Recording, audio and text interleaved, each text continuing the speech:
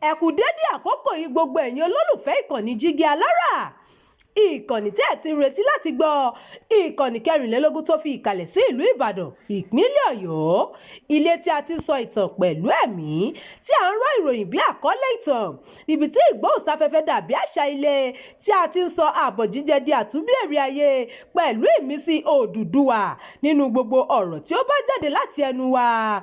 Ẹ̀yin olùgbọ́ wa, a dúpẹ́ fún bí ẹ ṣe ń bá wa lọ, ojú tẹ́ fi ń wò wá kò ní fọ́, bẹ́ẹ̀ sì ni etí tẹ́ fi ń gbọ́ wa kò ní di.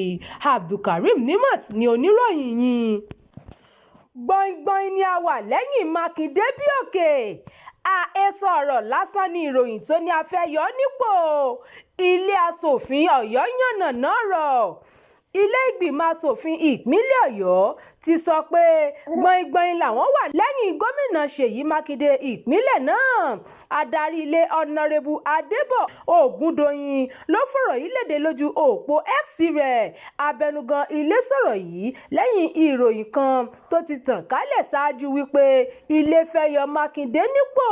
Àmọ́ Ògúndòyìn ti sọ pé gbogbo ilé ló ní ìgboyà àti ìgbẹ́kẹ̀lé nínú gómìnà ìpínlẹ̀ Ọ̀yọ́ o láti máa bá iṣẹ́ rẹ̀ lọ. Èyí ló mú kí gbogbo ọmọ ilé dìbò wípé àwọn wà lẹ́yìn Makinde pẹ̀lú ètò ìṣèjọba rẹ̀. Adarí ẹgbẹ́ òṣèlú tó pọ̀jù nílé ọ̀nàrẹ́bù Sanjọ́ Adédoyin tó ń sojú ẹkùn gúúsù Ògbómọ̀ṣọ́ ló dábàá wípé kí ilé dìbò láti kéde àtìlẹ́yìn wọn fún Makinde.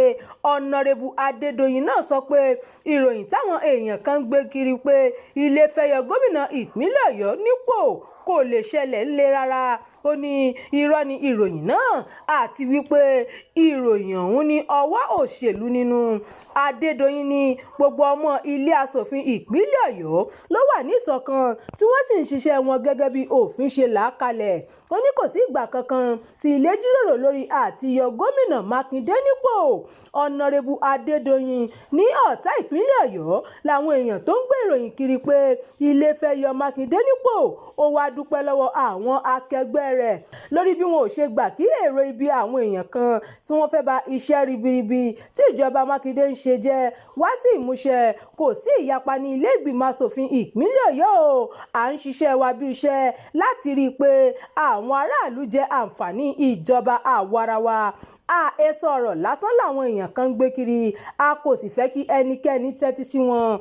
Igbákejì adarí ilé ọ̀nàrẹ́bù Muhammad Fádèyí tó ń kí àbá náà lẹ́yìn sọ pé ìṣọ̀kan ní ilé aṣòfin Ọ̀yọ́ wà o. Gbogbo ilé tún gbóṣùbà káre fún adarí ilé fún bí ó ti ń darí ilé náà lọ́nà tó mú ìlọsíwájú bá ìpínlẹ̀ Ọ̀yọ́. Wọ́n ní ilé ti ṣe onírúurú àṣeyọrí lábẹ́ àṣẹ ọ̀nàrẹ́bù Ògúndòyìn tó jẹ́ abẹnugan ilé.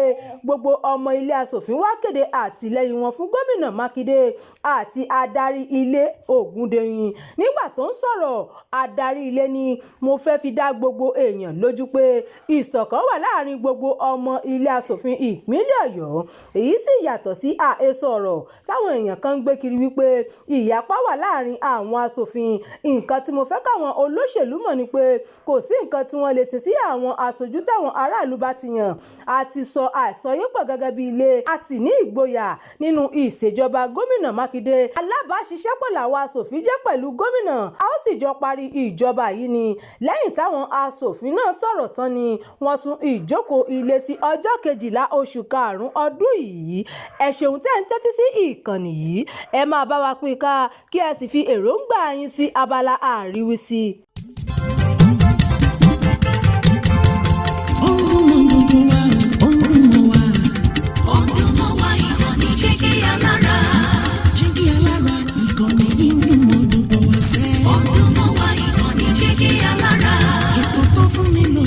Ètò tó ń lani lọ́yẹ̀ wà ń bẹ̀. Ọdún mọ́ wá ìkànnì Jígí Alára. Ìròyìn lóríṣiríṣi tàbí mọ bó ṣe ń lọ láwùjọ. Ọdún mọ́ wá ìkànnì Jígí Alára. Ìkànnì Jígí Alára. Jígí Alára. Jígí Alára.